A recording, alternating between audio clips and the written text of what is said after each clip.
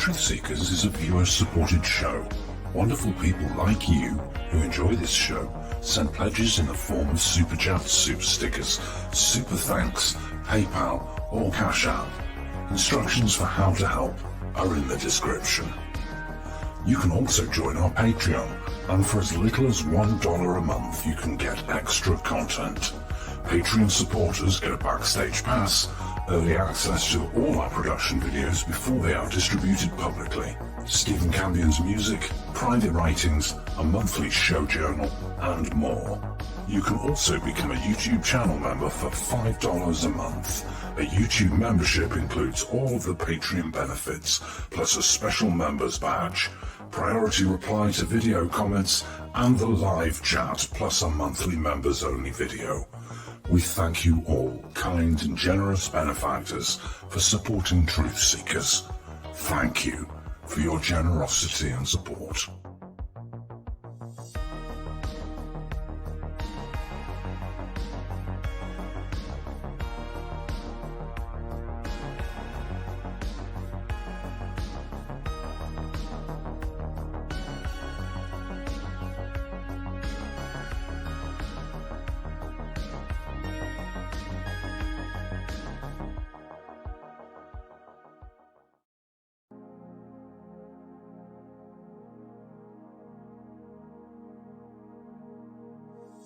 Truthseekers is a viewer-supported show. Now there's a great way to support these broadcasts and show your support. Please be sure and check out our merchandise store. Links to our 2 merchandise online stores are in the links to this video or podcast. The Amazon storefront ships super quickly in the United States, Great Britain, and many more places. Amazon may not ship to your country or location. If that's the case, hit our second merchandise link in the description and visit our Redbubble storefront. Merchandise from our Redbubble storefront ships worldwide, but may take longer than Amazon. We've got a great deal of super high quality merchandise for you to choose from, including t-shirts, phone cases, sweatshirts, and even pillows. The feedback from our products have been overwhelmingly great. Quality products and fast shipping. People all over the world are buying some merchandise and showing their support of the show. Praise the cash! Praise the cash! Praise the cash! We thank you all, kind and generous benefactors, who are buying some merchandise and helping us to continue this journey.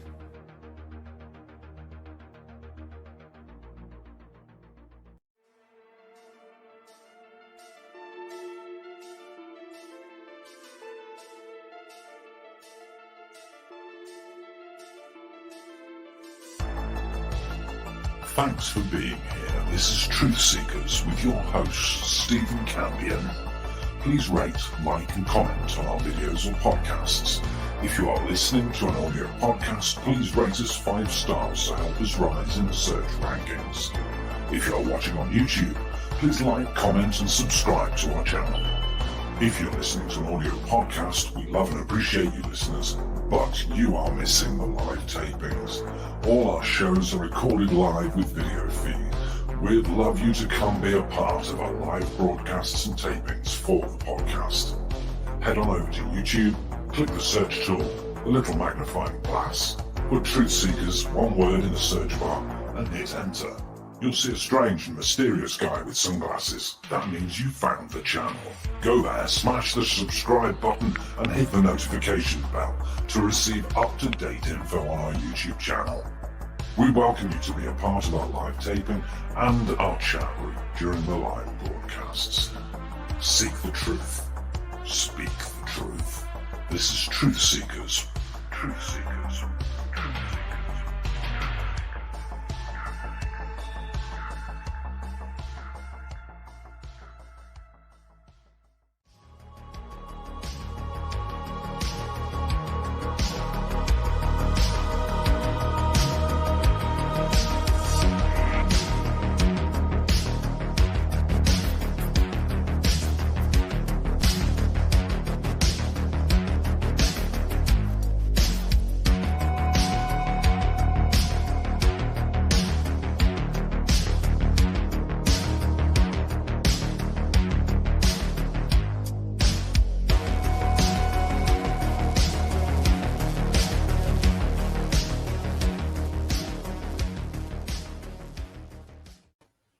Greetings and salutations, friends, and welcome back to Truthseekers, where we explore some of the strangest and most mysterious stories out there. Tonight, I thought we would talk about one of my favorite videos on the internet. Somebody asked me recently, of all the UFO videos and alien videos and Bigfoot videos, what's your favorite video on YouTube? And I thought about it for a while, and I decided that it would definitely have to be the Skinny Bob alien footage and related releases. Now, for those that don't know, I believe it began April 13th, 2011. Someone began uploading some very strange videos to YouTube. They looked as if they were historical footage from perhaps the 1940s or maybe even 30s, based on the train that was shown in the video and some of the vehicles. But is it real? Is it really what it looks like, which is a video footage of a flying saucer and then video footage of actual alien creatures? Regardless of whether you believe it is fake or real, I have to say that the person who created this, it's extremely well done. Whether it's fake or real, it's extremely well done. If it's real, it's amazing. But if it's fake, the artistry and attention to detail that went into making this thing is impressive, really impressive. So I thought there's really 4 clips, but the most famous clip is the clip with the alien, specifically somehow the alien got named Skinny Bob in this, and sort of made the rounds throughout UFO conspiracy land, and everyone was talking about this for quite some time. Eventually, I think the story kind of died out because no one could prove it was true, and conversely, no one could prove that it was fake. And the originator of the actual video, if it was created by, for example, a puppeteer or a CGI artist or a creature effects designer, has never come forward to claim credit for his work, which has always not really sit well with me because it's such a viral, crazy, lot of attention this thing got. It's hard for me to imagine somebody just sitting in the background and not stepping forward and saying, yeah, you know that those videos that got millions of views, I'm the guy who created them and here's how.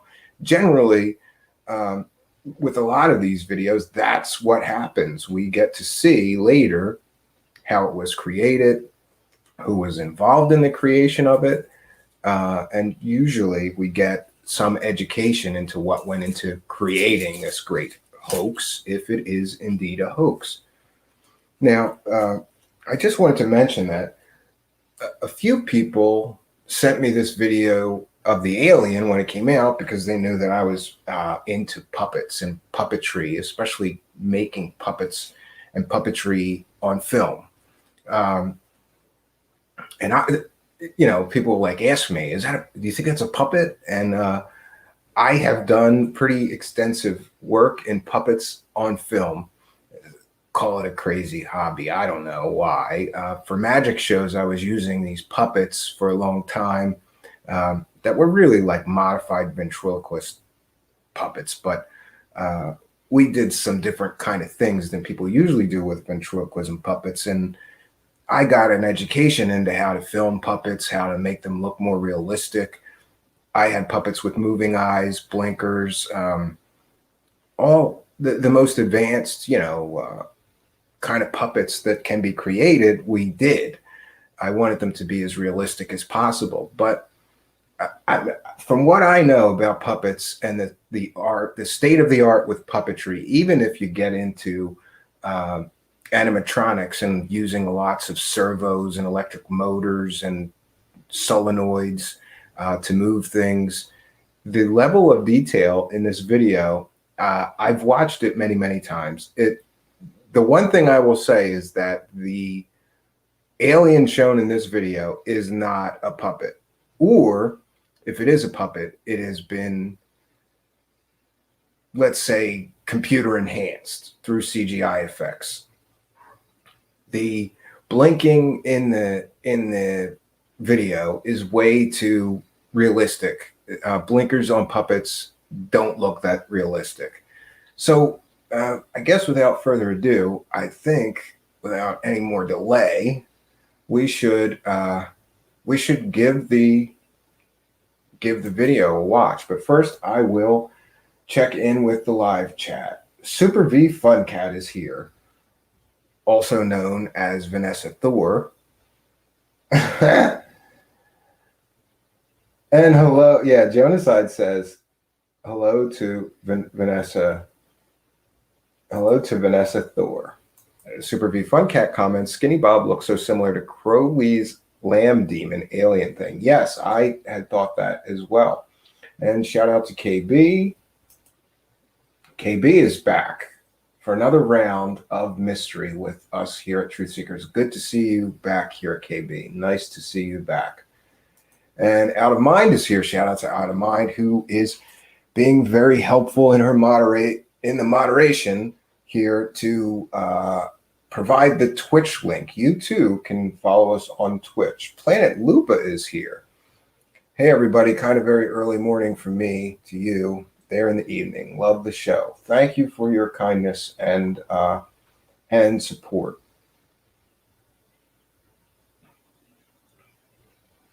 Rick von Himmlich Spooner is here. Yes, and 1 second, friends. There's one thing I wanted to check here.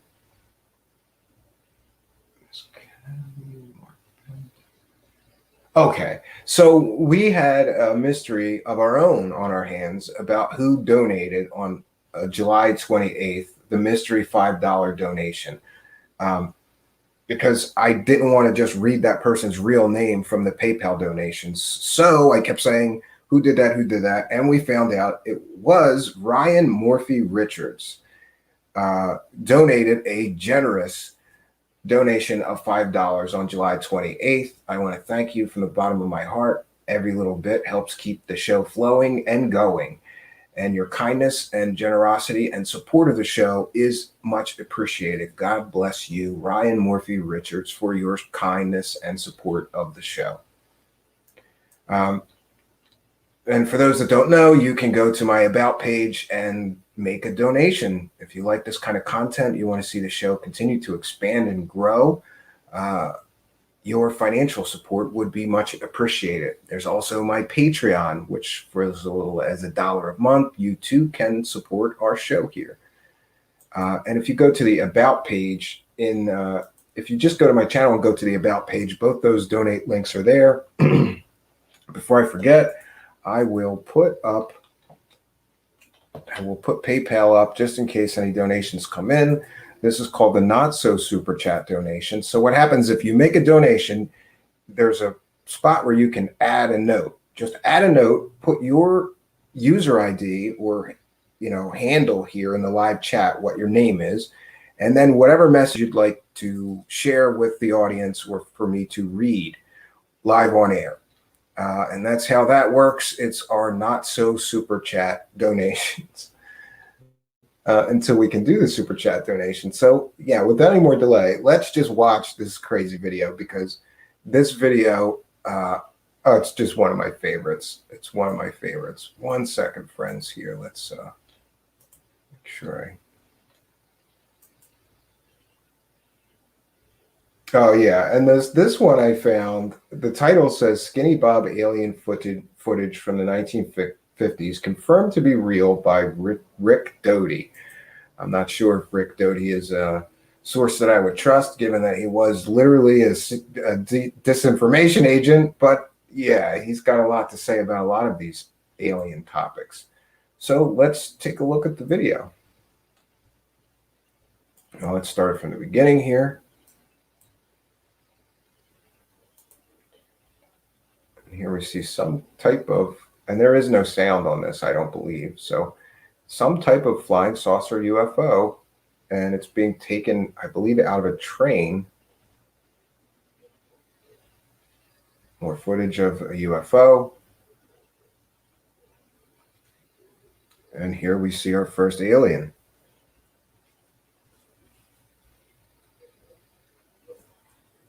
Maybe a mangled alien. Is this a crash?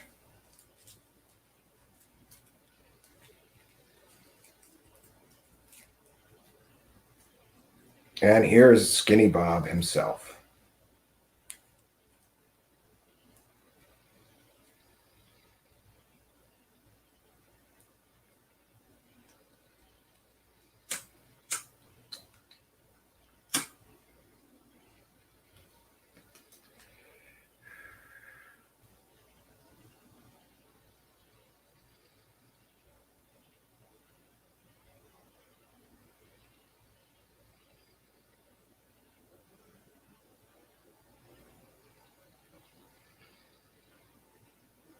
And here we see a bunch of them. And that, my friends, is...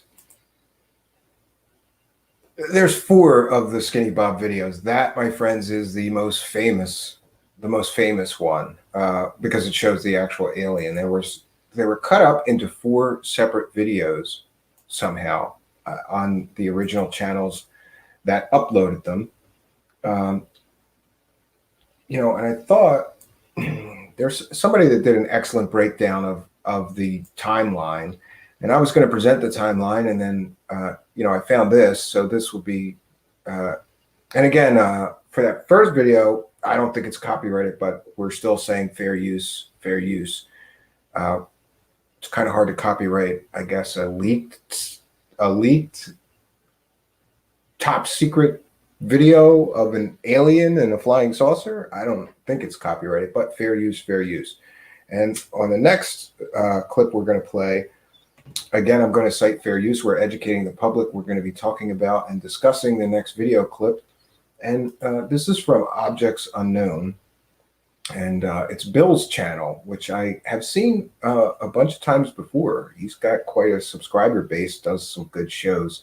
He did an excellent presentation on this Skinny Bob video and the series of videos. I'm specifically interested in educating you guys and everyone, really, with the timeline of the history of this thing. So again, we're going to cite fair use, and we will make sure I share the audio, because this guy's definitely talking. Okay.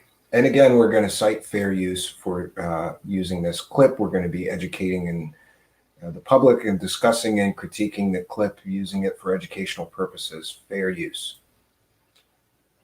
I have this sort of queued up to when he begins the breakdown of the series of events that led to these 4 videos being posted. 4-episode news release, basically, starting on April 13th, 2011. It appears to show a video clip package from probably the 1940s, 50s, 60s. Apparently what you see is a UFO coming in over a city. And whoever's got the video camera out appears to be up in the air. What you then see is some kind of an actual event, crash, landing, I'm not quite sure. You see aliens. They're clearly aliens.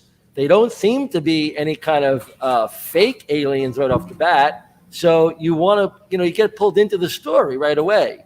Yeah, I remember when I first saw this, and I got sucked right in. Like, oh my God, there's a flying saucer. It looks like something. It looks like a crash or something, or a landing of some sort. And then we see the aliens. Crazy. There appears to be some kind of a recovery of aliens, maybe even some kind of medical procedure being done. And then it's sort of left just like that. You don't know what to think. Then on May 1st, the big video is released. Yeah, so the first video was sort of a teaser. And it's funny to me that there's only literally a few minutes of this footage. But for some reason, whoever uploaded it to YouTube chose to upload it in, 20-second segments or something like that to really stretch it out and I guess get people's anticipation and excitement built. I'm not sure. But on May 1st, we get the second video. that dropped to the same YouTube channel. It is a close-up of the Skinny Bob creature. First of all, what we see, what appears to be, I don't know what to call it. Basically, it's like an interview with the alien. He's not really speaking, but he's definitely gesturing to whoever is in the room with him or her. I just wanted to mention that, I don't know, I thought when I watched this video that he was working some kind of switches and machinery or something. It looks like he keeps reaching out and he's looking in something and doing something, maybe assembling something, working on something. I really don't know. And I also wanted to mention, from this angle, we could see sort of a close-up. There's a few possibilities for what this is. And the possibilities are really that it's a puppet. That's the first possibility. The second possibility is this is all computer-generated images and effects. The third possibility that I've heard people mention is that this could be a child in prosthetics. But based on this head and everything, it would have to be one hell of a prosthetic, or maybe a lifelike movable mask. But we don't see the mouth move, so for all we know, it's some sort of latex prosthetic that still allows the wearer to blink. That's a possibility. And of course, the fourth possibility is that it's an alien. Who knows? Cranial head, the eyes that classically have been associated with aliens. What's really interesting, though, is that we hear the sound of the projector playing in the background. No, that's stupid. The original videos, which were posted, they had, this guy is saying it's the sound of the video projector, like a film projector. And no, it's not. I took apart the audio and I could clearly see loop points. So that means that the audio was added. It was a sound effect of a film projector that was added on top of the video. Which made me sad, because then I knew that this was somehow at least partially manipulated. Why would somebody add a film projector sound effect loop to the videos? So it appears that whoever released this video, and by the way, it was released by Ivan0135. No one really knows who Ivan0135 is. He only released, or she only released, or they only released 4 videos. This is the second one in the series. So May 1, this appears. Yeah, so the user that originally uploaded these on their channel, they only have those videos. They never followed up with more. Nobody ever found out who the uploader was or their real identity. So it's a great mystery still today. And the alien clearly looks to be extremely realistic. You see the eyes are blinking in a way that looks like it could well be real. I mean, if it's fake, whoever faked it went through the pain of basically aging footage or making footage look like it's really old, has a sound of an old projector in the background, and then apparently an alien with very, very natural things occurring. The way the skin. Yeah, one of the things I noticed is that we see brow movements up here throughout the video, as well as the blinking.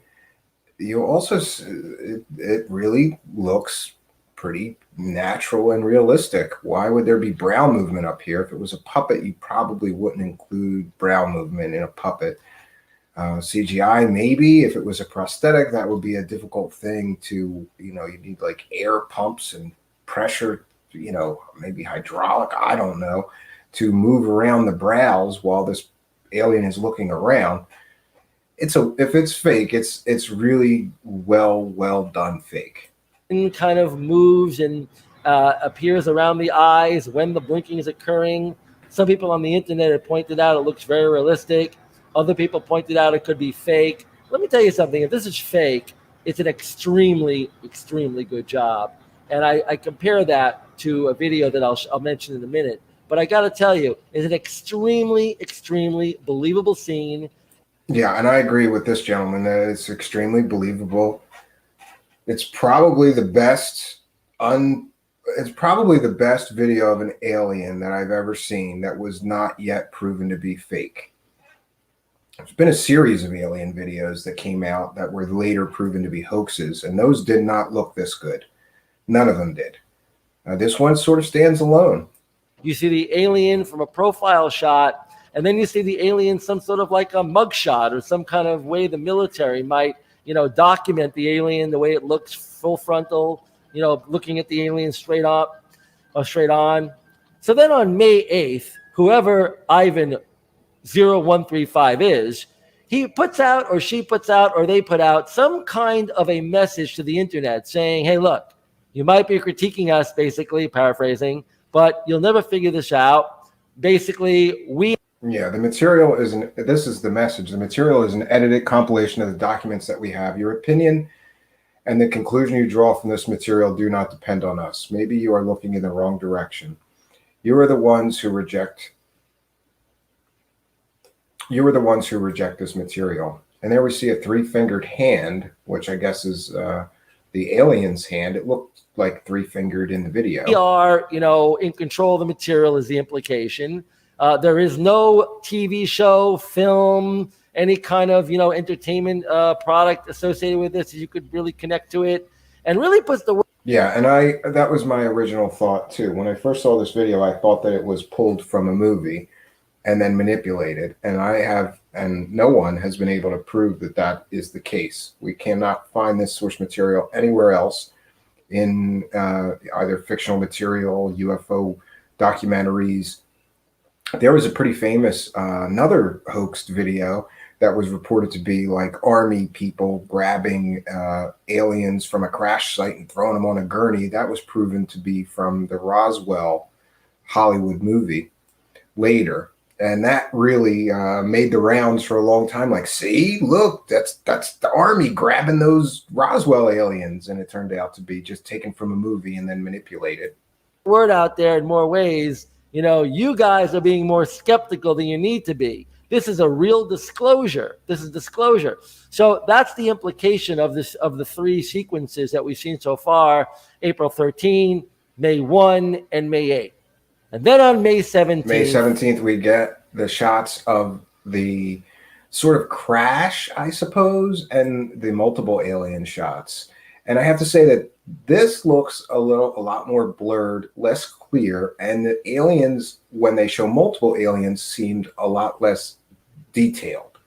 And that, of course, is suspect as well. How come when you're showing a single alien, there's all this incredible clarity and detail? When you're showing the multiple aliens, it's grainy, it's blurred out, and it's hard to see the details of the aliens' features, etc. 2011, there appears to be this incredible family vacation video that's released. That's one. Now, the story is that the military was involved in some kind of treaty negotiations, some kind of interaction with these alien beings. But apparently in 1961, and apparently these videos go from, or these films go from 1942 to 1961, whatever that means. But this event on this particular last fourth tape appears to be what they're calling a family vacation. And the family vacation involves apparently a secret video that was filmed by military officers who weren't really allowed to be filming these aliens. Apparently they had secretly had a camera brought to the scene against the treaty's mandates, and basically they filmed these aliens moving around. Now look. Again, in this footage, the aliens' features are very blurry, very obscured, very grainy, which I find suspect. Again, why, when we see the single alien, is the footage so good, and when we see these multiple aliens walking around, it gets significantly deteriorated. They call it a family vacation. Maybe that's a bit of a joke. I don't know. But it's very interesting how it kind of ends on this event where the military apparently broke the rules and they had to revise the treaty according to Ivan 0135. Apparently that there is some sort of a breaking of the treaty, and maybe that ended the interactions for all we know. Yeah, so that's an excellent sort of breakdown of the history of when the videos were posted, and some more events around those videos, I was going to show, if you'll indulge me for a moment, just to show people. Let me see, 1 second.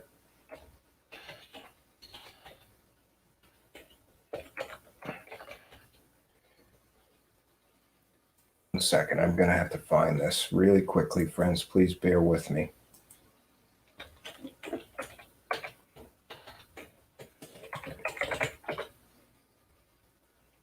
Okay, go to my old YouTube channel and pull out a really old video that I produced quite a long time ago, but I just wanted to show this to show some that I have more than some familiarity with puppets and puppet work. Okay, 1 second. You know, a lot of people that are very skeptical of this video have said it's a puppet. They're just puppets, and I disagree. I know a lot of people that work with puppets on film too, besides my own experience with them. And what can I tell you, friends? Let me get this queued up. It's very difficult. It's nearly impossible, actually, for me to believe that these are puppets in the video. And you know, I like to depend on people who have actual experience when they make statements. Somebody saying it's a puppet when they don't have any experience with puppet work, especially creating puppet work on film, really shouldn't be you know, putting their mouth in gear if they don't have the facts. I talked to I think most recently I talked to somebody that's well known for puppets. He worked for a time for Kevin Smith. If you ever saw the Buddy Christ statue, he created it. He's a friend of mine. He does special effects. We talked about this video. He mentioned my own puppet work, and he said, "Your puppet work's pretty good. Could you do that?" And I said, "No." And then I said, "Your puppet work is better than mine. Could you do that?" And he said, "No." So it is what it is. But I wanted to just show, I want to show some of my old puppet work, just so that people know that when I say it's not a puppet, I do know something about, I definitely know something about putting puppets on film. This is an old magic video of mine that was on Mind TV in Philadelphia a long time ago. There was something called Mind TV in Philadelphia, sort of public access, and I was one of the early people doing a show about magic and all manner of weirdness, really. So let's take a watch of this.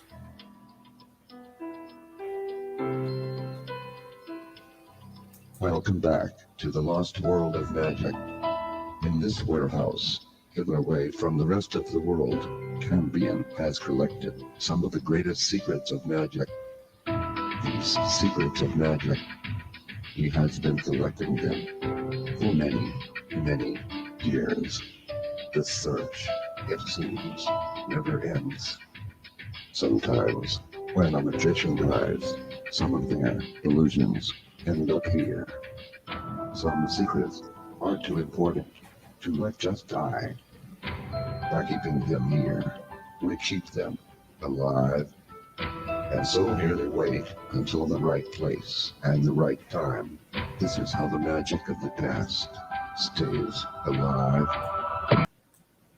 Yeah, so just to display, I did a lot of stuff with puppets on film, and got pretty good at it. That's an actual pretty early example. I have a lot better puppet work, but I didn't have videos handy.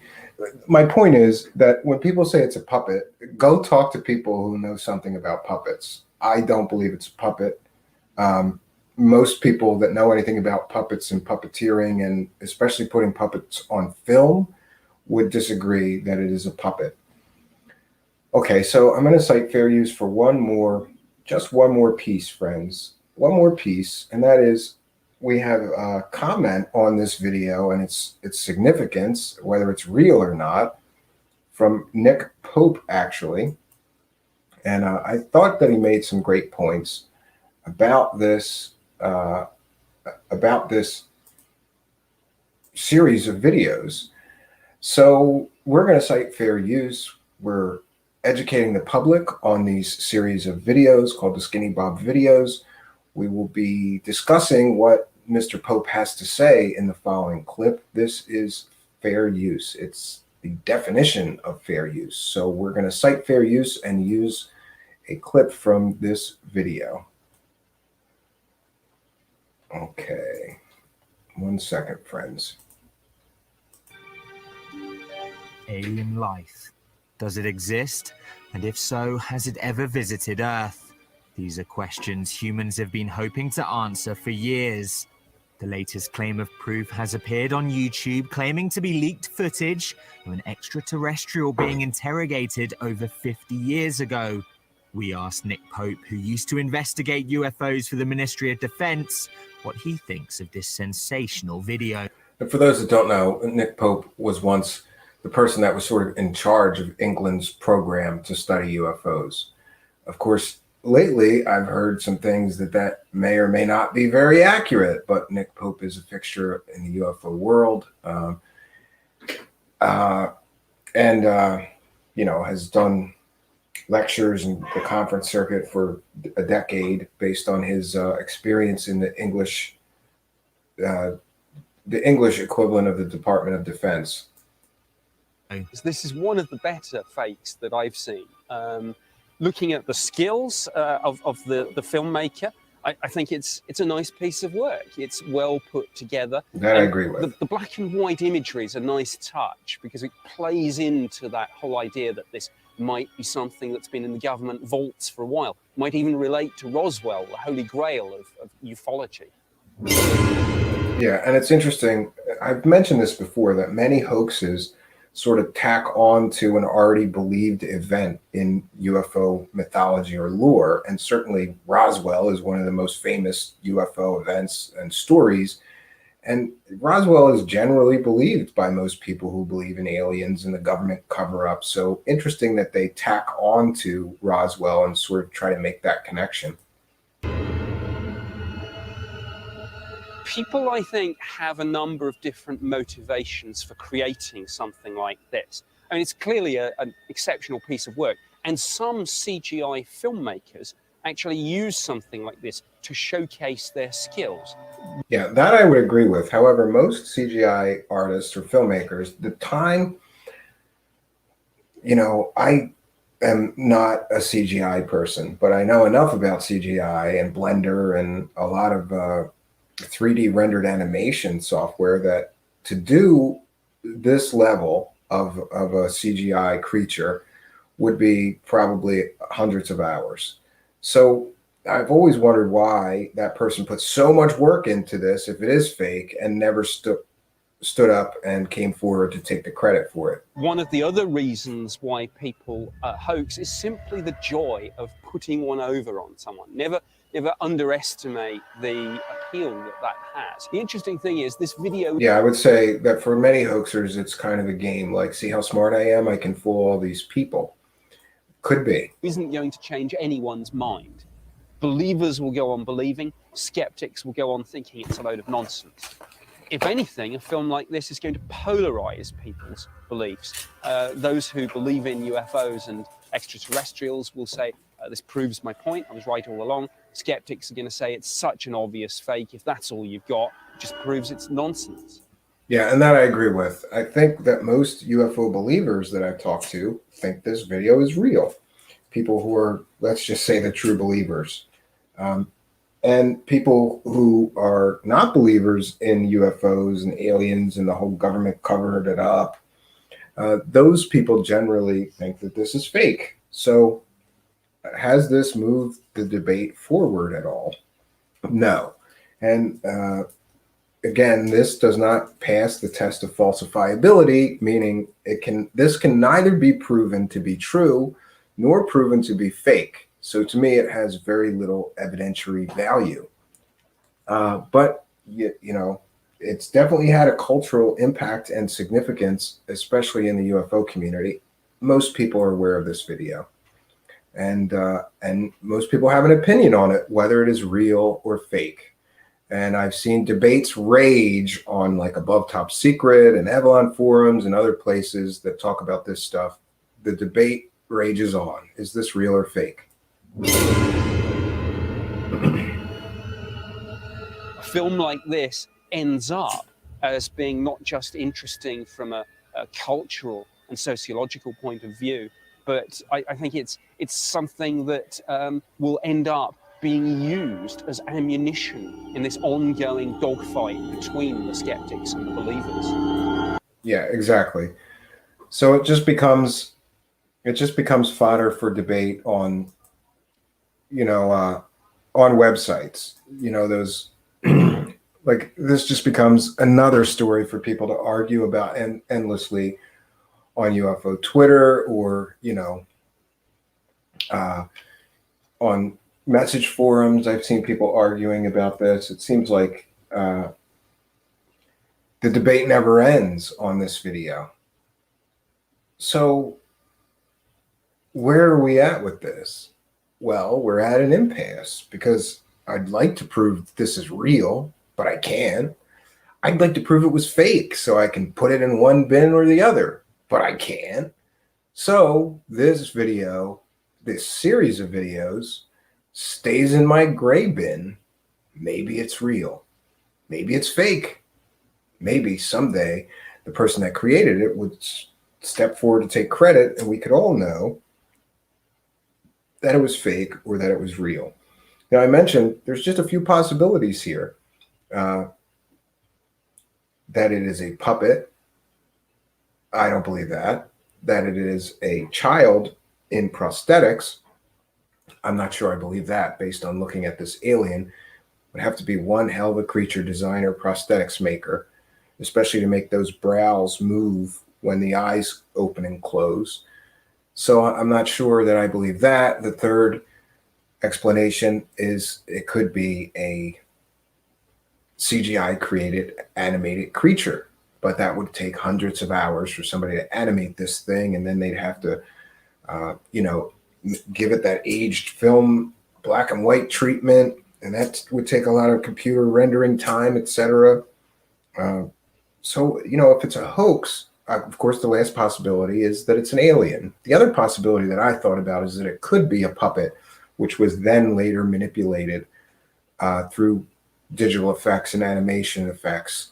You could have had a static puppet without any movement in the actual video footage, and then the eye movement and brow movement could have been added through digital effects and computer animation, sort of taking a puppet and enhancing it. I've done some things like that, kind of like that puppet piece that you saw that I played earlier of mine. Later, I learned that I could take the footage of the puppet and then I could make him blink digitally, or I can make his eyebrows raise, or different effects of the face that the actual puppet didn't have, I could do in post with some digital effects software and animation software. That's another possibility. And of course, it's possible that it's a real alien. So, friends, what do you think? Is this a real alien, or is this a hoax? Is this a fake? I am going to turn my complete, whoa, I'm way behind here. Sorry, friends. I'm going to turn my total attention to the live chat. The fact that you can't dismiss it is in itself pretty cool. The way the dude moves just reeks of real to me. Yeah, I've heard people say that. The thinness and shape of the body is interesting. The skinny aspect, absolutely. Brian cannot tell over there in the Twitch chat. I hope we get some more Twitch users, because I think Brian cannot tell is over there by himself sometimes. But thank you for helping to get our Twitch chat going, Brian cannot tell. There was a long version and an interview with alien and autopsy photos all at the same time. Rick von Himmlich-Spluner says, I think it was created by someone who was not invested in a topic, and he created it over the course of studying a degree in 3D digital animation. Could be, but somebody knew at least enough about the Roswell aliens and what they were supposed to look like to create a pretty convincing fake if it is fake. I think it's okay to backburner or not be sure about things, to be in a place where both things could be true. However, I need more to believe. Yeah, obviously I'm more on the side of this is fake until proof emerges. This is supposedly from the 50s, 60s, right? Released in the 80s. No, it was released in 2011, but yeah, it's supposed to be from the 40s or 50s, I believe.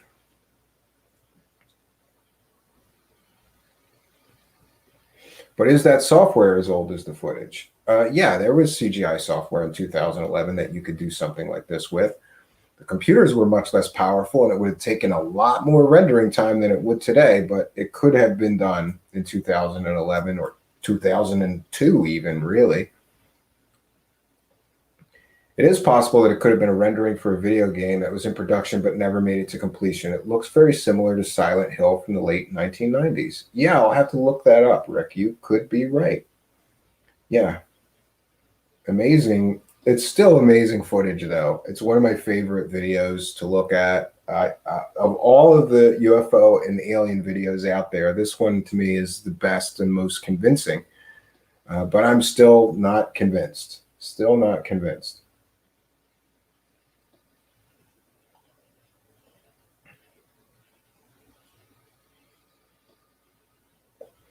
Oh, I did not know this. The video was discussed in the community by several reputable people just prior to its release. Many believe it was a red herring to try to head off some real ones that were stolen then. Could be, right?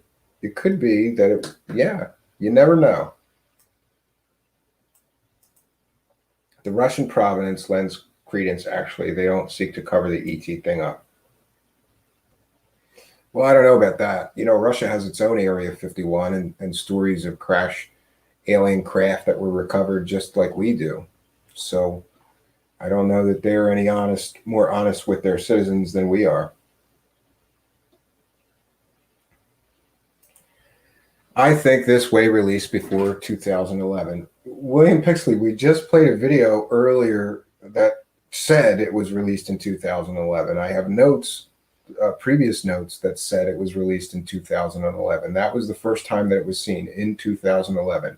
Was it made before then? Probably, if it's supposed to be from the 1940s, or even if somebody was creating a hoax, it was probably made it could have been made anytime, but 2009, 2010, and then uploaded on 2011.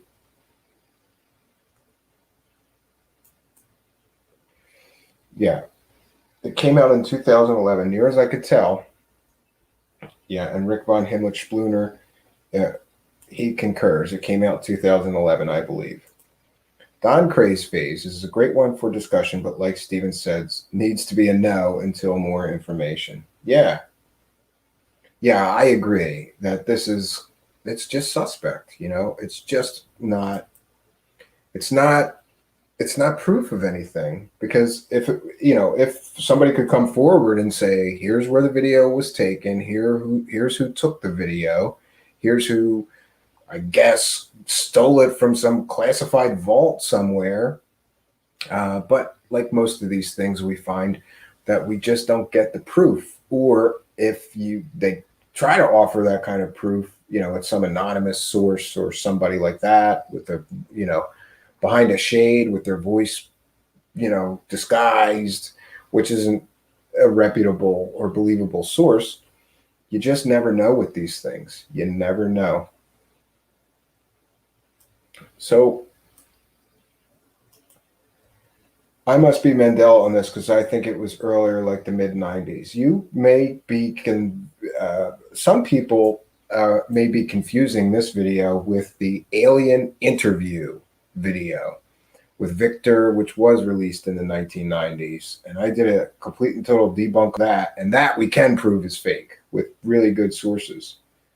I started on this stuff in 1994. John Averio, I like that you call it how it is. Thanks, John. Yeah, welcome to our live chat. John, please do subscribe if you like this kind of content. If you have not done so already. Reemsey, they don't look like, welcome to the chat, Reemsey. It's good to see you here. I missed you the last few shows. You must have been, you must be a busy guy. They don't look like CGI to me. If they are CGI, it is better than a lot of CGI I see in movies. Yeah, I will agree with you. If it's CGI, it's extremely well done CGI creature. What does Stuart Sverdlov think of this? I don't know. Don't know, William Pixley. Maybe you can email him and let us all know. It's Letta Battle Angel level CGI for sure. If it's CGI, it is ahead of its time. Yeah, especially for being released in 2011. Here's what I remember about 2011. You could do HD videos and you could do, really high quality digital renderings, but it took forever. Like I used to have a secondary computer that I would copy video projects over to, and it would still go for days sometimes. Like to produce an hour and a half HD video would take a day, like 24 hours of that thing chugging away. And then sometimes the computer would overheat and turn off in the middle of the render. It was like the Stone Age for digital projects. Now we have much more powerful, capable computers. So yeah, it's impressive that he created this with the technology of those days, if somebody indeed did. Going to convention and seminars. Yes, interview and autopsy. Then this video is all in a string. Yes, similar to those, but different. The problem is the whole UFO community is polluted. Welcome Jasmine Emmerich, who comments, the problem is the whole UFO community is polluted. I often ask myself what would I consider proof of alien visitation, alien technology, and aliens living among us? Yeah, I want to see the aliens. I want to talk to them. I want to interview them. And if you have alien technology, I want, a real and actual scientist to look at it and say, yeah, this is definitely alien technology. The other problem with the UFO community is that people just make statements as if they're factual. Like, we have alien crash retrieval metals. Art's parts were thoroughly debunked. And if that's what TTSA is claiming is alien materials that they have, it's just ridiculous. If they're making money deals based on Art's parts, that should be a fraud charge, because Art's parts have been thoroughly debunked. Even Art Bell told Linda Moulton Howe that they were fakes, and that there was nothing extraordinary about the metals. But, people make these statements as if it's factual. I guess it's that whole thing. Like, if you repeat a lie enough times, people will still believe it. Sword is the word. He knows the Russian ET file top to bottom. Yeah, I'd be interested to see what he thinks about this, Pix, because yeah, he's definitely an expert when it comes to the Russian space program and UFOs. Sure, he would definitely be considered the leading expert, probably. So, any questions or comments for me? Please put in all caps. Otherwise, friends, it's been a long day, and we will probably be wrapping things up pretty early tonight. I'm sorry for the late start. We had some technical fun issues here. And yeah, I was dealing with, I was hacking away on this computer prototype all day, and I'm running out of steam rapidly. Carol Utley says, I'm afraid Howell tends to believe a lot. Yeah. Some people are just, I don't understand some of these people that go out on the internet and they just believe anything and bring their viewers anything. I don't know. Jasmine Emmerich, similarly, Eric Davis talking about this alleged crash retrieval. Just because he said so doesn't mean it's true. I need more proof. Jasmine Emmerich, you may be interested to know that Eric Davis, I'm doing research on him, and I'm going to present my findings soon. And I think there's going to be a lot of pissed off, disappointed people when we hear about some of the things that have happened in Dr. Eric Davis's background. Basically, he was panned as a crackpot by the Air Force a long time ago for some projects that he was involved in, and some bolsterous claims that he was making maybe 20 years ago with regard to projects he was involved in. Seems to me that he likes to stretch the truth a great deal. And I, for one, do not trust him any longer as a source. That may change. We'll see. And you know, again, I'm one of those people like, great, you got alien crash retrieval? Let's see it. Let's see it. But we don't see it. And how come everybody involved in this New York Times thing is either directly or indirectly connected to TTSA? It's like somebody at the New York Times is like TTSA's propaganda arm, right? And helping them get investment money and helping them get publicity for what they're doing. Seems to me like one big money grab. And again, you know, we talked about this before, but like people citing Eric Davis as proof that Bob Lazar is telling the truth is a joke because Eric Davis said that he was a fraud. You can't do that, but these people are doing it. It's just, they just keep repeating these lies, right? And I love how the believers are taking text from the original article, which was then castrated, and they made all these retractions, but people are still using lines from the retracted part of the article. They had to back things up. Harry Reid said, hey, I never said that. How do you run with a story in the New York Times quoting a senator, and then the senator later comes out and says, excuse me, I didn't say any of this shit about off-world vehicles. I didn't say any of this shit. And then they had to pull that statement out of the article. And people are still quoting Harry Reid as saying that when Harry Reid himself says, excuse me, I didn't say that. I didn't say those lines that they attributed to me and posted in this New York Times article. I didn't say that. But people on UFO Twitter are still running around. And I guess the story is going to be that Harry Reid's lying now. Like he didn't mean to spill the beans. It's ridiculous. Good point. It's like TTSA is writing the articles and New York Times is publishing it unreviewed. Yeah, it appears to me that how the hell do you get look, Jasmine Emmerich, you're a journalist, right?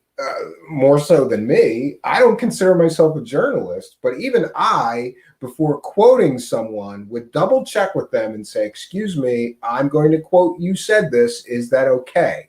How the hell on God's green earth do you get to the level of being a New York Times journalist, a columnist for the New York Times, and you didn't check the quotes before you published an article to millions of people? It's amateur hour, clown shoes bullshit. And they have no credibility for doing stuff like that. Reamsey, would it be impolite if I were to ask you about the current situation on the anteater front? I have no idea what you guys are talking about over there. William Pixley, Senator Reid didn't say what you were indicating. He said there is a phenom and we didn't know what it is. New York Times. Come on, Pix. He said I didn't say what they originally said in the article. That's what he said. He said, I didn't say that. Hold on one second.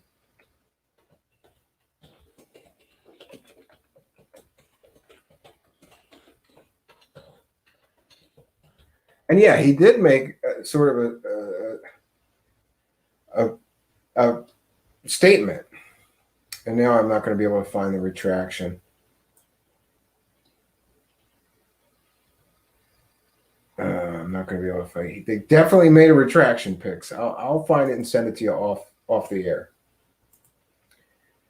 I found a lot of bogus clips and videos come from little-known foreign films and projects. Yeah. Welcome, Paranormal Hood. Jiggy, you may be right. This could be some little-known, film about aliens from Bosnia or, Romania or some little European country or India or someplace that nobody has seen. Maybe it was like taken from a B movie, foreign film. We just don't know.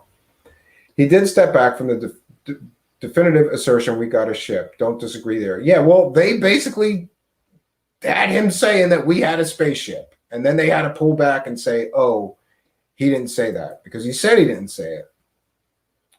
Not a journalist, just try to look at things realistically. Agree with you, Jasmine Emmerich. Brian cannot tell. The whole object of this is to discredit the UFO community and further censor the net. It's all a setup. Yeah, it may be.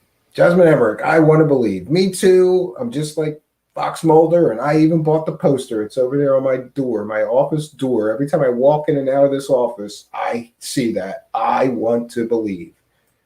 They don't make it easy, right? And it seems like it's easier to believe when you live in your own believing mind and your confirmation bias. And it's like bedtime stories. It's comforting, right? Oh, yeah, those aliens, bro, they came here. They're going to help the human race. Oh, they're going to help the human race. Ream C, Rick von Himmlich-Spooner. They are very distracted right now by the upcoming nominating convention in Nashville, where they will set their agenda of important functions to perform in 2021. Yes, he took issue with the notion there was a ship hardware. Yeah, because he doesn't know there was hardware. Nobody knows there's hardware. We got one guy, Dr. Eric Davis, who was basically called a kook by the U.S. Air Force 20 years before this. And we've got the goods on that. We'll be sharing it soon. Brad Gray is here. Good day, truthers. Good to see you back, Brad Gray. Always good to see you. Brad Gray says, I have the poster as well. I think we all got that poster at one time or another. Rick von Himmlich-Spooner. Indeed, there may be important functions to be completed without intrusion. Very well could be. William Pixley. They do not make it easy. This is by design. You mean they don't make it easy to believe in this stuff? I'm not so sure about that. But what doesn't make it easy is that for every, let's just do some math here. And this is just off the top of my head. It's my opinion and speculation. Out of 100 stories about aliens, let's say about 100 stories about alien spacecraft and aliens, right? Or 100 people telling stories about alien spacecraft and aliens. How many out of those 100 stories can you definitively prove as a true story with facts, evidence, and I mean overwhelming facts and evidence to the, let's say beyond a reasonable doubt evidence that it's real? How many out of 100 cases would you say? Because I'd say 3, 2, maybe 1 out of 100. And the problem becomes that you have to plow through 100 fake stories to get to one that may be real. And even those, they may be real, but you can't prove they're real, but you couldn't prove they were fake. And that's the rabbit hole that we've been going down, that I've been going down since I was a kid with this stuff.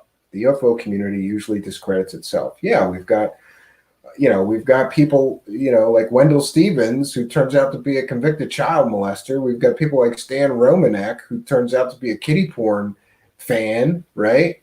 We've got people like Sean David Morton, who basically stole all of these old people's retirement money and spent it all, right? Claiming that he was a psychic. We've got, this Jan Harzan. He just got popped for trying to have sex with what he thought was an underage girl. And the list goes on and on and on. For decades, we just want the truth, and you can't handle the truth. Yeah. Man, it's been a long day. I agree with you, Carol. Definitely. And Jasmine Emmerich is agreeing with Ream C. Correct. They do and don't. They want there to be a cloud. Yeah, I've often thought that whoever, if there is a cover-up, they want to muddy the waters. And I don't know, the more I think about all this UFO stuff, the more that I think that it's really the government putting some of these stories out there to hide the top secret research they're really doing. If people think it's aliens and get ridiculed for it, then you might not get to the truth of what they really have, which is probably exotic propulsion drones and stealth blimps and a lot of things like that. They control all information getting out for a long time, both sides. If you have a real story, you are painted as crazy and life is disrupted, so you don't want to. Yeah, a lot of people with real stories probably don't want the ridicule. I grew up on the Lake Michigan Triangle hotspot, seen stuff myself. There is definitely something to believe in. Discernment will hopefully lead us to the truth without being fooled, conned. Yeah, and that is always the danger. Roswell is a perfect example of a UFO story with hundreds of testimony.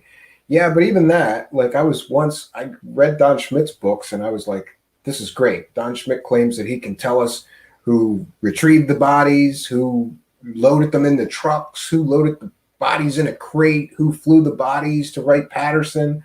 And he's got names and dates and stories. But then you get to somebody like Cal Korff's book, who picks apart those people and their stories, and you are left again not knowing what to believe. We are not alone, full stop. On that, I will agree with you.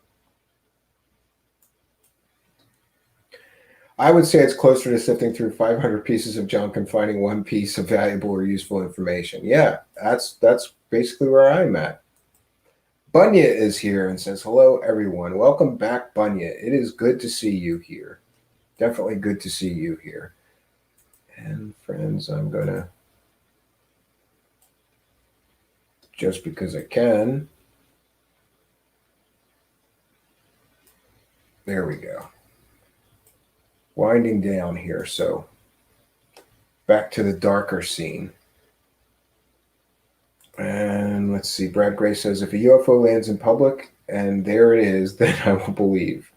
Well, I saw one myself when I was a child, and I will always want to know and always wonder what that thing I saw was. And that's, what started me down the rabbit hole. I wanted to know what it is that I saw. I wanted to know. I have to know. Reemsey, I would not believe in UFOs, flying saucers, etc. if I had not seen one myself. I don't know what it was, and I don't know if it was an alien craft, but it was strange, and I never figured it out. Yeah, I had a similar experience, Reemsey, and I tell the whole story if anybody is interested in my UFO story. It's called Encounter in the Forest, and it's on my old YouTube channel. A truer statement about the UFO field I have never seen, Brian Cannot Tell, who says, swim through a sewer for a teaspoonful of truth. That is the UFO situation is in the Rick von Himmlich-Schmooner. What? Multiple video angles. Yeah, we moved to a 3-camera setup, but unfortunately, tonight we're only going to be using, here, I'll pop that. This camera does not do well with low light. So we have a multi-camera setup now, Rick von Himmlich-Schmooner, and that is something that you guys in the Patreon support and the people making PayPal donations generously gave me a few bucks, and I bought a couple of additional webcams so that we can do multiple camera angles. Looks much better with multiple camera angles. The filter of what we're given has been 100% government controlled. That paradigm is now pretty blown apart. The number of credible people testifying to the evidence is overwhelming. Disclosure Project alone? Come on, William Pixley. Stephen Greer is not somebody that you can trust. Cal Truth, once again, fashionably late as always. Yes, but we are very happy that you decided to grace us with your wonderful presence here once again. Welcome to the show, Cal Truth 77. And you wouldn't be a woman if you weren't, fashionably late, right? Jasmine Emmerich says, cool, Reemsey, I've never had an experience. Reemsey talking about his experience, says Jasmine Emmerich, it was a weird orange ball and it was moving in a strange way. And it was not a plane or helicopter or a star. That is all I know about what I saw. Yeah, mine was definitely a metal. It was a craft made of metal. I didn't just see a light in the sky. I seen this thing right above me at the treetop level while I was in a forest. The Don Craze phase. Have to agree with you, Don Craze phase. Stephen Greer sucks, not to be trusted at all. Yeah, and boy, I've got some stuff on Stephen Greer that relates to these Wilson documents that everybody's getting so excited about, even though they're fake. And that may shed some light on why the Wilson documents cannot be trusted. Anybody ever notice that we're not allowed to know who bought the documents from Edgar Mitchell's estate? Friends, there may be a reason why nobody wants us to know who the original purchaser of those documents was.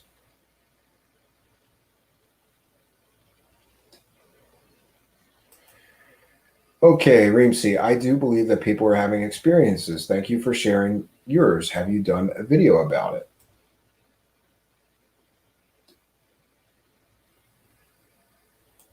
Don't agree at Don Craze. The woo stuff is a bit off-putting. Okay. I think that Stephen Greer's filled with woo stuff, William Pixley. The guy thinks he can meditate and call spaceships to come visit him. That's woo.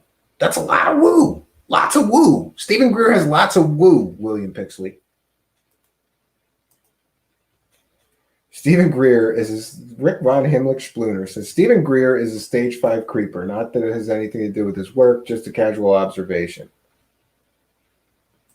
Reemsy does have a video. Jasmine Emmerich, yes, it is somewhere on my channel. You should post a link in the live chat, Reemsy. I'd like to hear that. Reemsy, I like woo stuff. The more woo, the better. Woo woo. Yeah.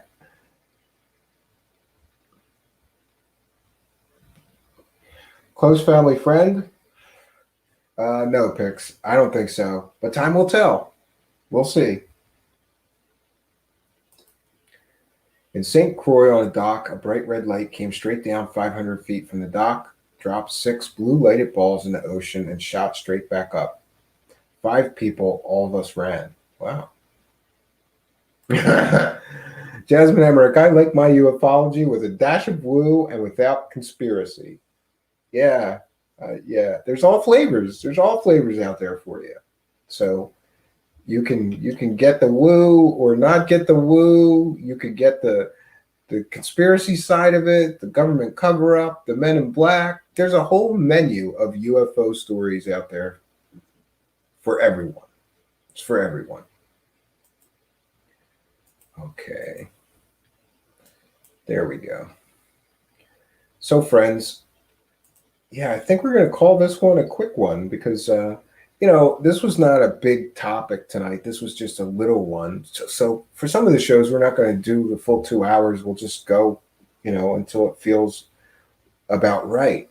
I don't want to overstay my welcome. There's an old saying in show business, always leave them wanting more.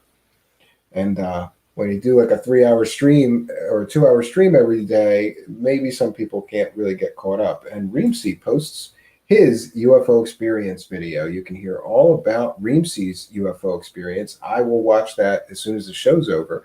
And maybe, Reemsy, you would be willing to come on my show and tell the story and be a guest, because I probably will have lots of questions for you, having had a similar experience myself. William Pixley says, there is woo in this reality, folks. It's why it's interesting.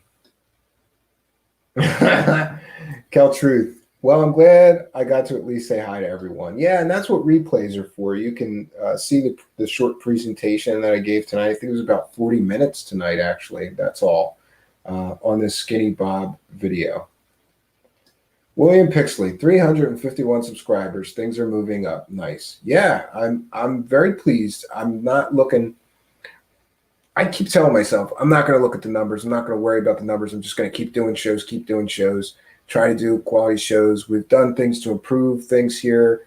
The audio is so much better now. My sincere gratitude and thanks to everyone who supported me on Patreon and everyone who gave a donation, because I just pulled that money out last week, and I've been saving up the Patreon pennies because I knew, $40 a month isn't going to cover all this equipment. So I just didn't take it out for a few months. And then last week we took whatever was there out, and we got a couple of odds and ends. We got a brand new microphone. That's this great condenser microphone that I found that I did lots of research to try to get the most bang for the buck out of the microphone. The show sounds so much better now, and it's all thanks to you guys that have been donating and the Patreon supporters as well.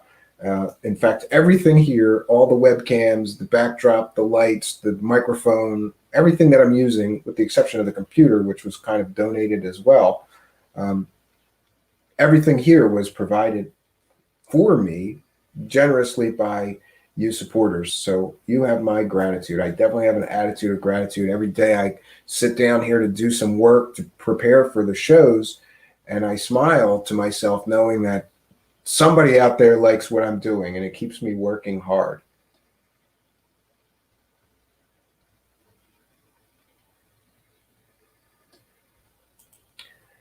Don Craze, William Pixley, have you watched the Vero Beach Greer video? Yeah, because Don Craze phase, correct me if I'm wrong, but isn't the Vero Beach Greer video where they show some fireballs up in the sky, and Greer claimed that he meditated. He meditated those aliens up and got those alien spacecraft to communicate, right? He got those alien spacecraft to come and visit him. And then it turned out that there was flare military exercises happening at the exact same time that Greer was apparently calling aliens down, bro. So I call bullshit on Stephen Greer. He's been caught so many times. He got caught with this Anaconda, whatever, the fake alien, baby alien. It turned out to be a human fetus. And he still won't let that go, claiming there's a cover-up now, and it's really an alien. Come on, man. And he made millions off of that movie, and he still keeps going. He's been caught taking pictures of moths, claiming that they were alien entities that they summoned up. Okay, William Pixley. I get Greer has a certain creep factor. That said, I do not think he is full crap. I just don't. Too many serious people have testified. Love to see the video. Yeah.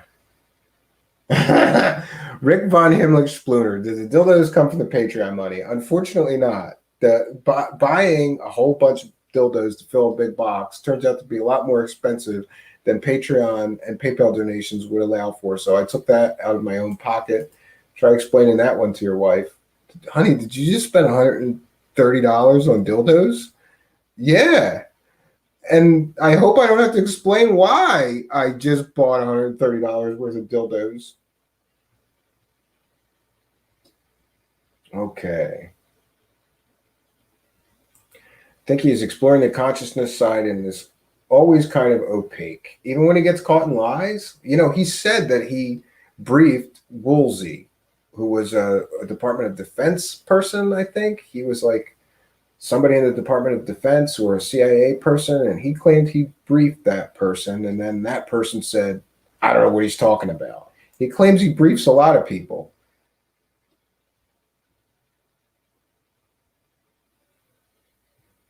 Okay, you're right, William Pixley. The anaconda is not a fetus. The bone analysis said it was around 4 years old. I misspoke. It's still human. They did the DNA tests. It's human. It's a human. It's a deformed human for sure, but it is a human.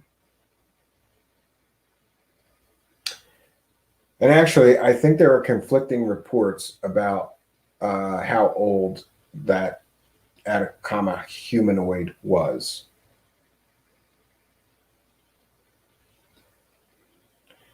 Jeanette Krasenko. Oh my goodness, you're hilarious. Rick Von Himmlich Spooner. From your personal collection then? No, Rick Von Himmlich Spooner. I do not have a personal collection of dildos. I had to acquire the dildos just to do the David Wilcock Box of Dildos challenge.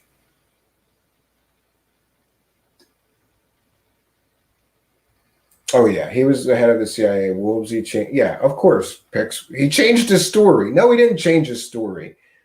Listen, go talk to John Greenwald from the Black Vault. He was working on a show for the History Channel, and he sent a letter to Woolsey to verify Greer's claim that he had been briefed about UFOs and alien crash retrievals by Stephen Greer of the Disclosure Project, and Woolsey said it never happened. I was at a social event. I might have been sitting near him at this social event. We didn't talk about any of this stuff. So, you know, he's fast and loose with the facts. Like he's at some social event and he meets Woolsey, and then all of a sudden he's saying he's briefing Woolsey. There's no proof that he briefed Woolsey. If the guy he's saying was briefed says, no, it never happened, you can't say the guy changed the story, he's covering it up. No. The same thing with these Wilson documents. Yeah.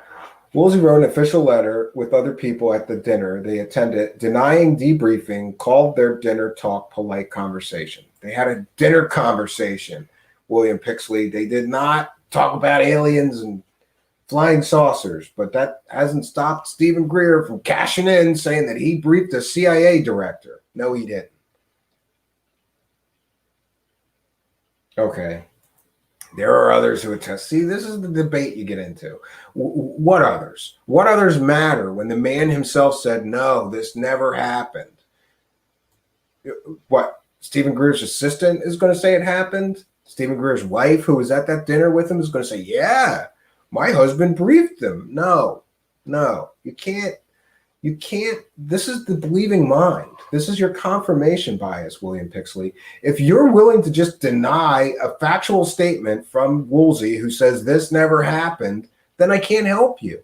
You're grasping for straws. You want so desperately to believe that Stephen Greer really did brief a CIA disinformation agent that you're willing to come up with these explanations that are far-fetched at best for why Woolsey would lie, right? And people are doing the same thing with this Admiral Wilson. The Admiral Wilson guy comes out and says, this is fiction. And people are still arguing, no, he's lying. Of course he's lying. It's all cover-up. Bullshit. There's no there. Yes. Brian cannot tell. Saw Greer at a convention years ago. He came across as a Barnum, very cultish with yes men. Yeah, he's the P.T. Barnum of ufology, but he is also the most financially successful guy in ufology. If you look up some of the stuff with his movies, I don't understand how this works. He does a fundraiser to make the movie, gets millions of dollars to make the movie, and then he sells the movie on Netflix. How does that work? I don't understand. It doesn't cost millions of dollars to make a modern documentary. At the very best, even if you paid a good video editor, you paid for stock footage, you paid people to be in interviews, you're talking $10,000 or $20,000 to make a decent broadcast quality documentary today. Where does all that money go that he collects? I don't know. Someday we're going to look into all that money.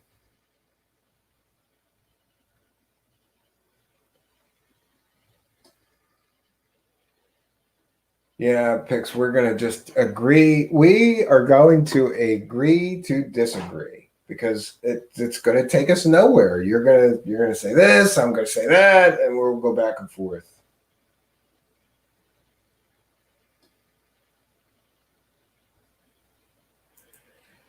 I wonder why the government doesn't have people like Greer Wilcock up for fraud. I guess it's just considered entertainment. Yeah, I guess so. And several of them, I think, should have been, you know. Stephen Greer's entire inner circle left him a couple of years back over Greer and money improprieties. Yeah, he's got millions of dollars in UFO believers sending him money. And here's another thing about Stephen Greer that's ridiculous. He claims to have this CE5 protocol, which is a way of communicating with aliens and flying saucers and getting them to you meditate, and then the aliens and the flying saucers come and visit you.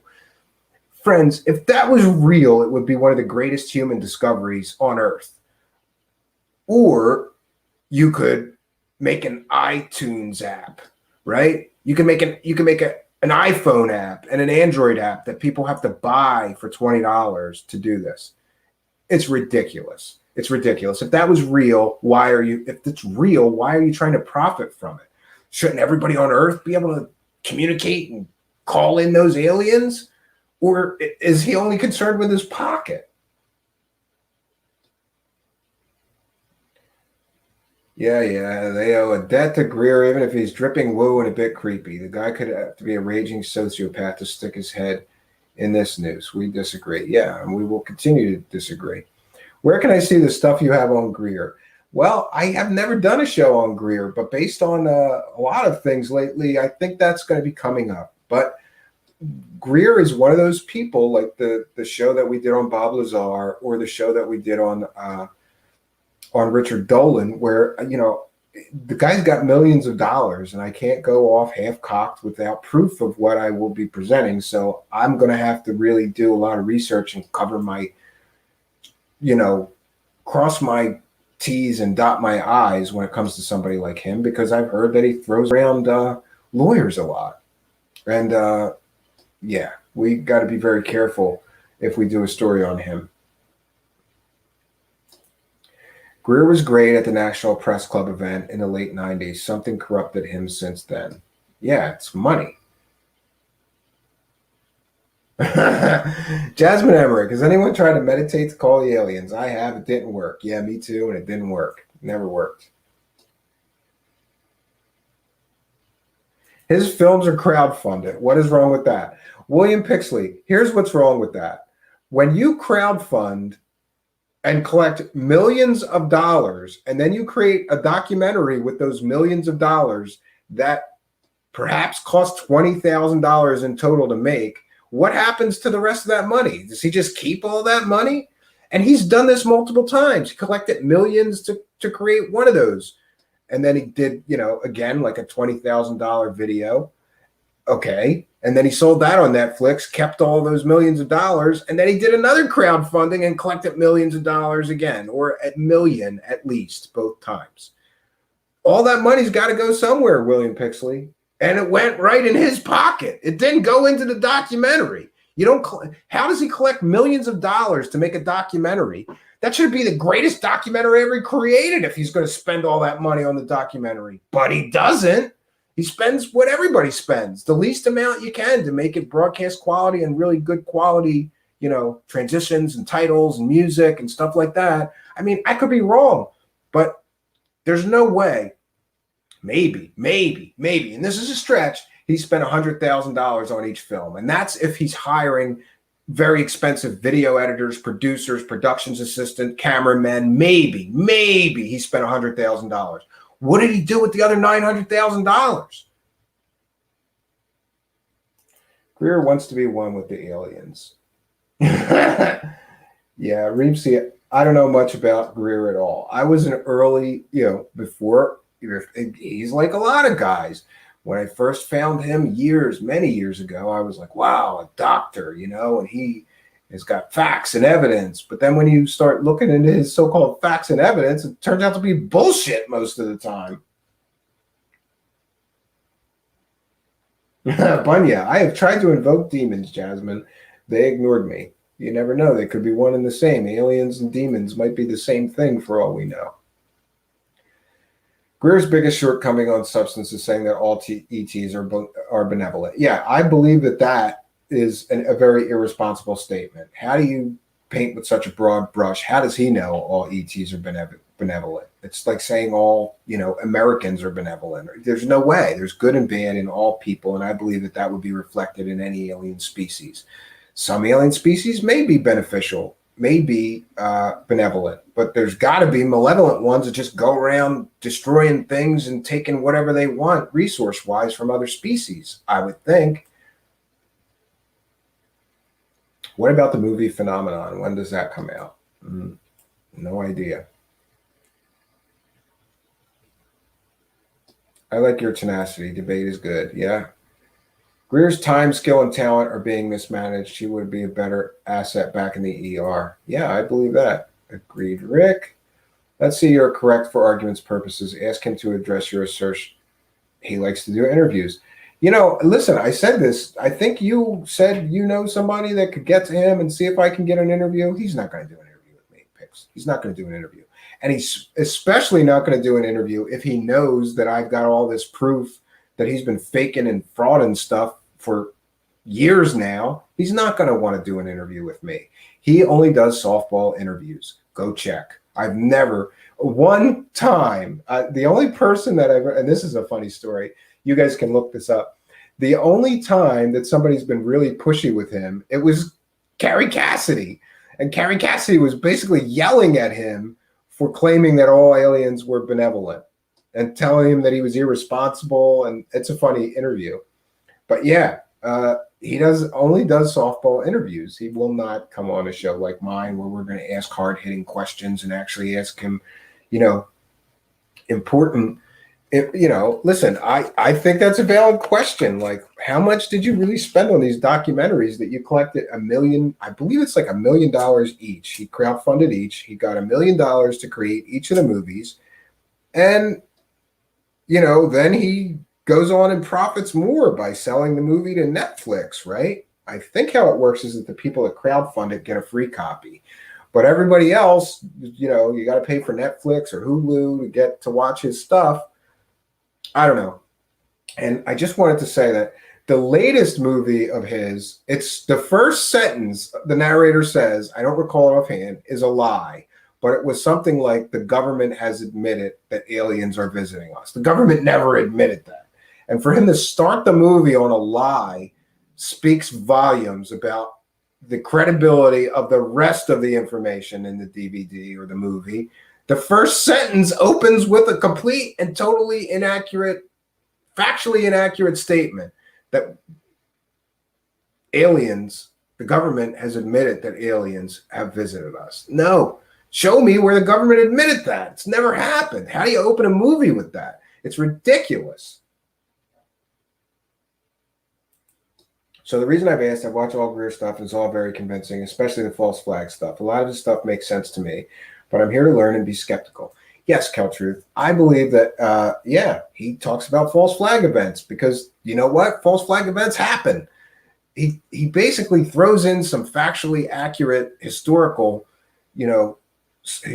significant points to try to prove the rest of his points, which are all bunko.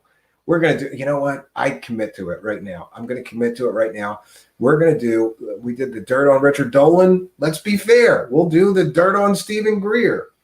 I've got 3 folders of stuff on Stephen Greer. I was going to do a show on him on the midnight hour. Never got around to it. Yes, a documentary that costs $1 million should look very impressive.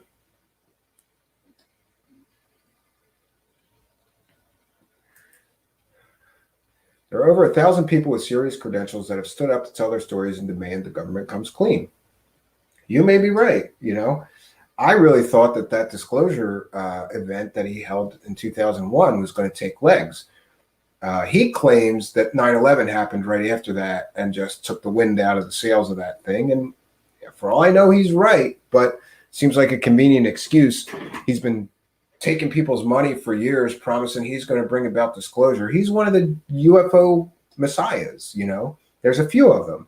There's Grant Cameron talks about this, and it's an excellent point that there are these UFO messiahs. There are people like Stephen Greer who think it's their place in the world, that they're going to bring about disclosure, right? You have people like Tom DeLonge from TTSA. He's another one of the UFO messiahs. He's going to bring about disclosure. There's a lot of UFO messiahs running around promising they're going to bring disclosure, and they're all collecting money. All of them, every single one of them, all of them. And one of them that I used to really have a lot of respect for, that I've been kind of very leery of lately, right, is Stephen Bassett. He's another one of the UFO messiahs. He's going to bring about disclosure. And I liked a lot of what he talked about, and I got to interview him once. And what happened was he gave a great interview, and I was like, this is a great interview. But then at the end of the interview, he did this big pitch begging for money so that he could bring us disclosure. And that killed it for me. It killed it for me. And yeah, look, I guess maybe he does good work. I don't know exactly what he does, but he goes to Washington and tries to talk to senators and Congress people and push the disclosure thing. And I guess, yeah, he's got to pay for his expenses, but it just turned me off that he did this huge pitch. Like, if I could get $10,000, I could spend, I don't know if he was asking for $10,000, maybe.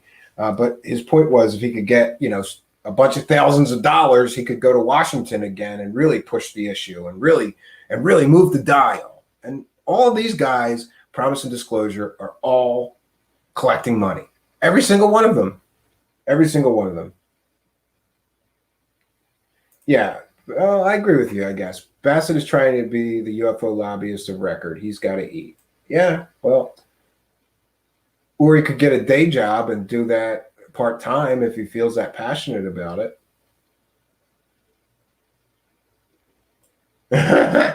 I've never heard that, Truth. I'm going to have to look this story up. Greer said the Phoenix Lights happened because he was in Phoenix that night, and it was his CE5 that created that event. Yeah, that's also what magicians do when something happens. You take the credit, right? Kind of like those assholes over there in Australia. Remember that? Like, wow, if we got a lot of rain, that could put the fires out. And we should call up the rain. And then rains came, and some idiots took credit for, bringing the rain and putting out the Australian wildfires. It's ridiculous.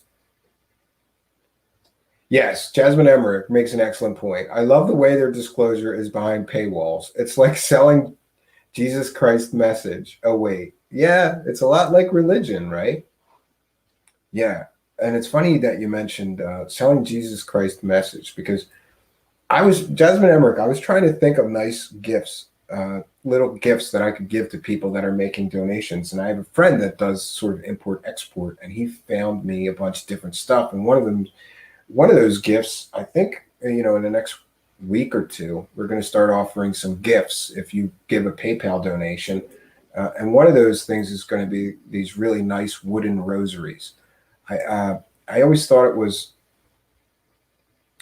it's like weird that they give you something that's supposed to be holy, like a rosary, and it's made out of plastic. Like, I guess, does it still work? Can you still pray the rosary with it? Yeah, but it seems funny to me that this is supposed to be a sacred object and it's made out of plastic.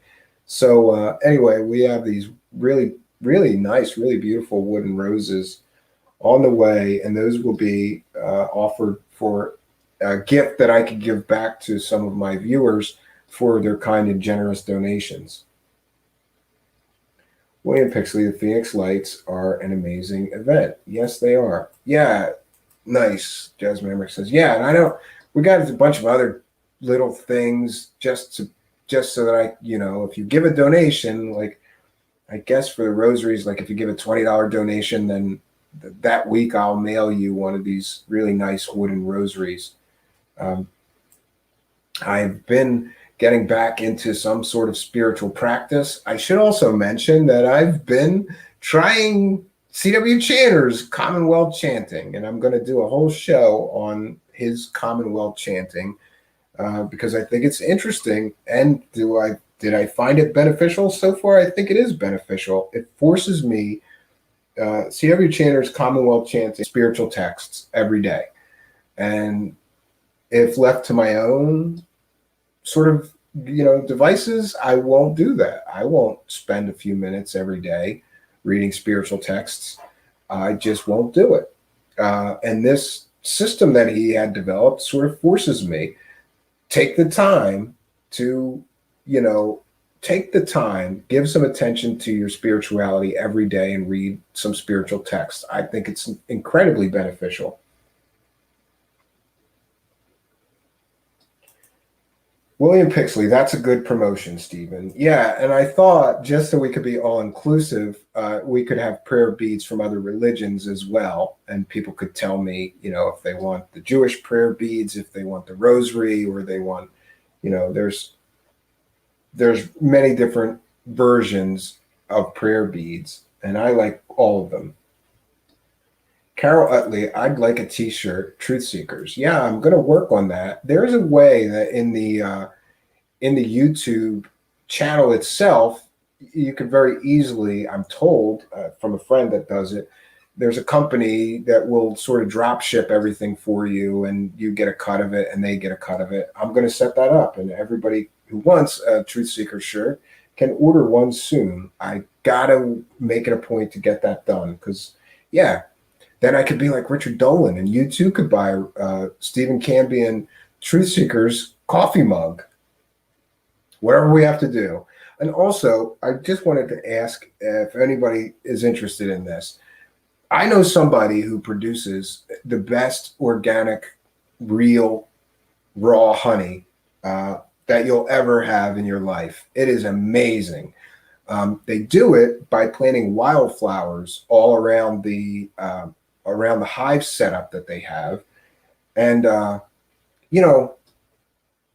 I'm looking for something to sell to help support the show. If you guys think that selling honey would be something, like it's a little weird, yeah, but I think that a lot of people who listen to my show may be health conscious and into organic things like raw honey. It's just awesome. I've been having it in my tea, and I use it to make my favorite side dish for dinners is honey glazed carrots. And that's super simple to do. You throw these carrots in a pot with some water, you boil them, you drain it, and then it's just a teaspoon of this honey and a couple of pats of butter. Mix it up. It's delicious.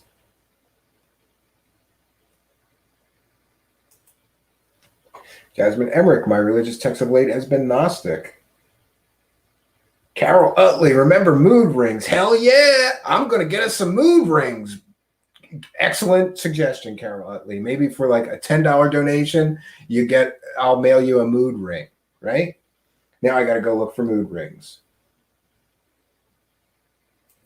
Truthseekers branded harmonicas. We're going to turn into Kiss. We're going to have Truthseekers caskets if this keeps up.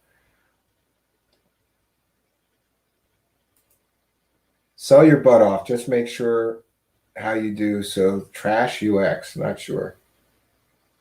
Oh, well, there we got one vote for the honey. My mom loves honey, but you should sell the CBD oil too. I'd buy both. We're going to get a storefront together because, listen, the COVID thing destroyed my business, and I'm not sure if it's sad, but really, this is one of the things that I have right now is a show, and everybody else has all these commercials and they sell all this crap. But here's what I'm going to say. Manuka honey is good from New Zealand. Here's what I'm going to say about selling products. You got to pay the bills, right?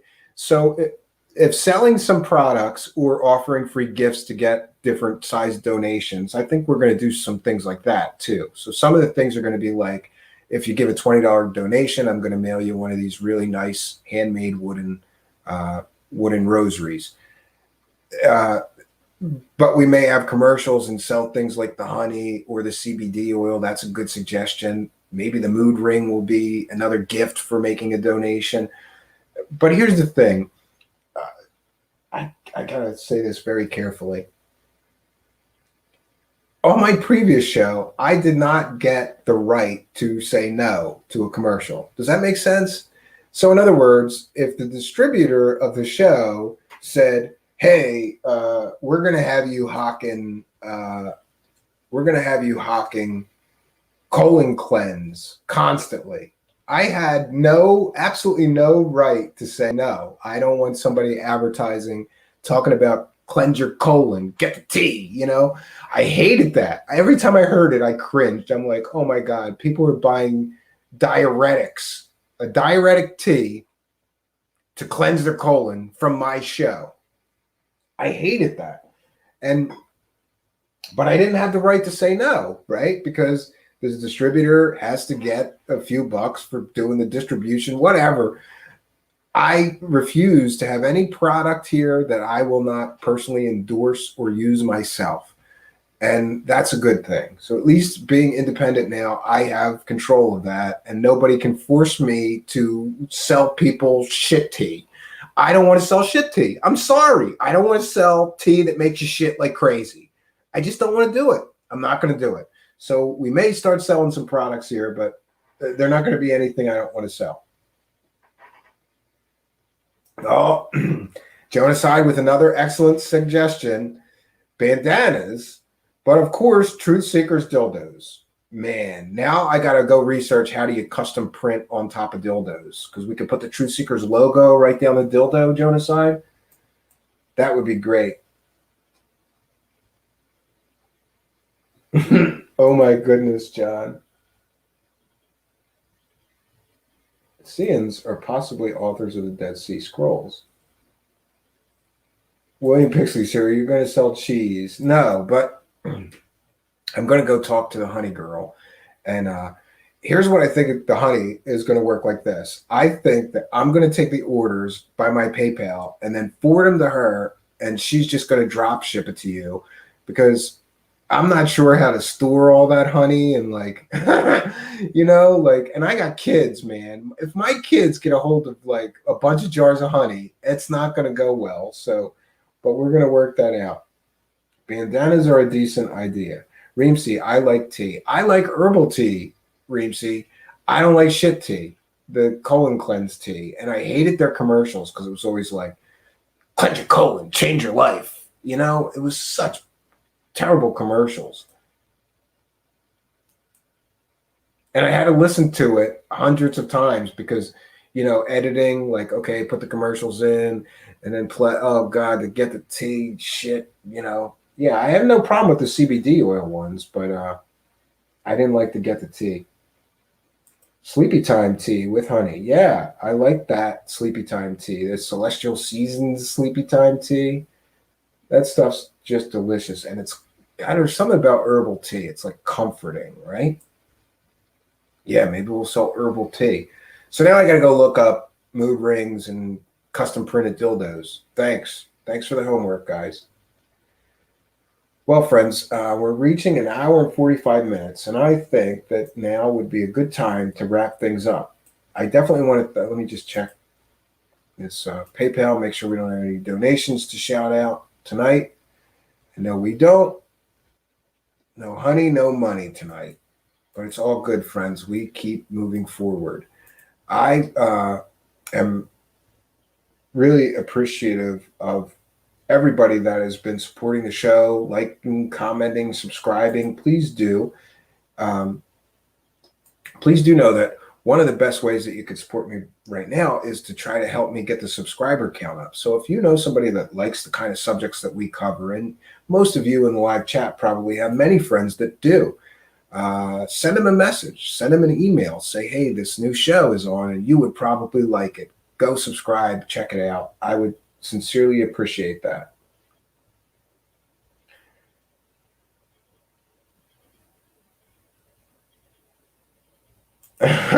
KB, I am vicariously searching for Peppa Pig. KB, I can't stand Peppa Pig. My 4-year-old plays that constantly. I hate it. I hate it. And then, you know what he does? He leaves it on, right? He'll leave on Peppa Pig, and he'll walk away from the TV, and I'm like in the kitchen listening to Peppa Pig screaming, and I don't know that he hasn't even been watching it for a half hour. Carol Utley says, sweet dreams. Yes, friends. So we're going to wrap things up here. I want to thank each and every one of you for joining me tonight. I almost didn't do the show tonight because we had some technical issues, but I'm glad we worked it out. I'm sorry it was a little late tonight. Yeah, friends, until next time, I believe that there will be a show tomorrow night at 10 p.m. I am going to try something crazy this week, and I'm going to try to do a show. I'm going to try to do 5 shows next week. That may or may not be possible. We may be going to the cabin. And here's the deal. When I'm at the cabin, now my wife is bringing guests, and there's guests in the trailer, so I can't use that to stream. My mother-in-law is in the cabin as well with the children and my wife, and there's really only 2 rooms, and I don't know if we'll be able to do a show. Maybe I could do it outside, but then I got to worry about bears. So, yeah, you know, I'm doing my best to try to do 5 shows a week. Sometimes that's not always possible. But until next time, folks, my name is Stephen Cambion. Good night, and God bless.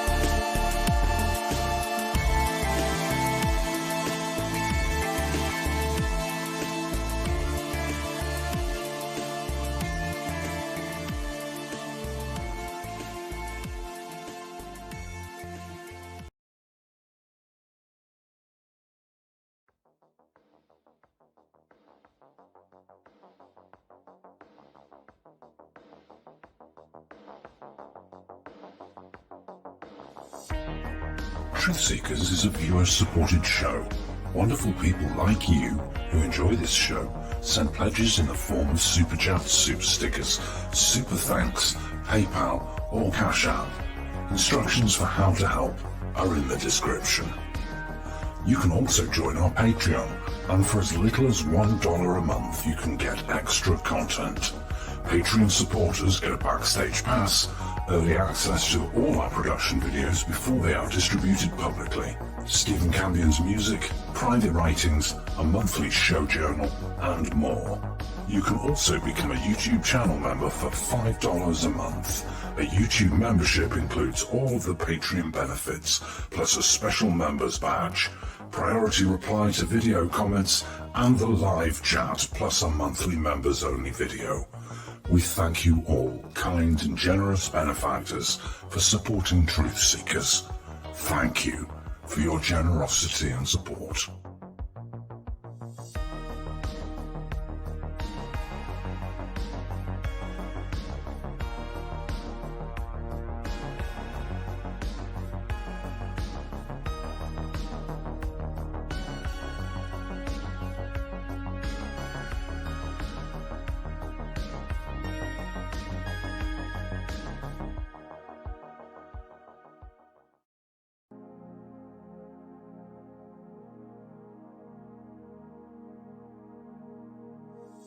Truthseekers is a viewer-supported show. Now there's a great way to support these broadcasts and show your support. Please be sure and check out our merchandise store. Links to our 2 merchandise online stores are in the links to this video or podcast. The Amazon storefront ships super quickly in the United States, Great Britain, and in many more places. Amazon may not ship to your country or location. If that's the case, hit our second merchandise link in the description and visit our Redbubble storefront. Merchandise from our Redbubble storefront ships worldwide, but may take longer than Amazon. We've got a great deal of super high quality merchandise for you to choose from, including t-shirts, phone cases, sweatshirts, and even pillows. The feedback from our products have been overwhelmingly great. Quality products and fast shipping. People all over the world are buying some merchandise and showing their support of the show. Praise the cash! Praise the cash! Praise the cash! We thank you all, kind and generous benefactors who are buying some merchandise and helping us to continue this journey.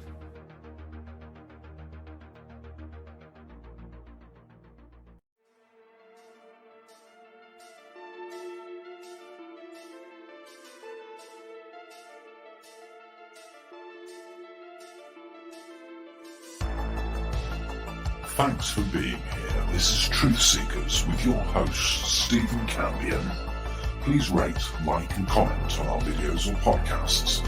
If you are listening to an audio podcast, please rate us 5 stars to help us rise in the search rankings. If you are watching on YouTube, please like, comment and subscribe to our channel. If you're listening to an audio podcast, we love and appreciate you listeners, but you are missing the live tapings. All our shows are recorded live with video feed. We'd love you to come be a part of our live broadcasts and tapings for the podcast. Head on over to YouTube, click the search tool, the little magnifying glass, put Truthseekers, one word in the search bar, and hit enter. You'll see a strange and mysterious guy with sunglasses. That means you found the channel. Go there, smash the subscribe button and hit the notification bell to receive up-to-date info on our YouTube channel. We welcome you to be a part of our live taping and our chat room during the live broadcasts. Seek the truth. Speak the truth. This is Truthseekers. Truthseekers.